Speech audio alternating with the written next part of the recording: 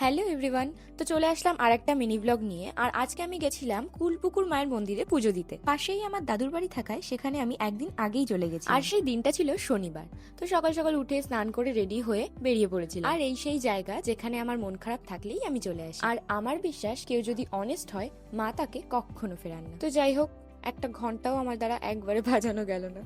তার আগের দিন অমাবস্যা থাকাতে সেদিন তো প্রচুর ভিড় হয়েছিল, যার কারণে পুজো হওয়ার 1 ঘন্টা আগে গিয়েও আমার মনে হচ্ছিল যেন আমি লেট করে ফেলেছি। মায়ের কাছে তো আমি মাঝে মাঝেই আসি, কিন্তু সেই দিন ছিল আমার প্রথম উপোস করে পুজো দেওয়া। দেখতে দেখতে কখন 1-2 ঘন্টা কেটে গেল বুঝতেই পারলাম না। আর এখানে দেখতেই পাচ্ছ মায়ের মন্দিরের পাশাপাশি আরো বিভিন্ন দেবদেবীর মূর্তি প্রতিষ্ঠা করা আছে। আর এই যে পাথরটা তোমরা দেখতে পাচ্ছ, এটার পিছনে কিন্তু প্রচুর রহস্য আছে। আর সত্যি বলতে সবকিছু না হলেও আমি কিছু কিছু জিনিস বিশ্বাস করি।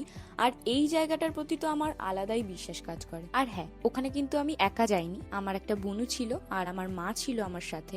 তো আমরা সেখান থেকে বেরিয়ে গেলাম বাইরের দিকে। তারপর ভিড় ঠেলে চলে গেলাম আসল কাজটা করতে, যে পার্টিকুলার কারণে আজকে আমার পুজো দিতে আসা। তারপর প্রসাদ খেয়ে আমার উপোসটা ভাঙলাম, আর বেশি দেরি না করেই ওখান থেকে বেরিয়ে পড়লাম। নেমে হাঁটা শুরু করতেই ঝিরিঝিরি বৃষ্টি শুরু হয়ে গেল।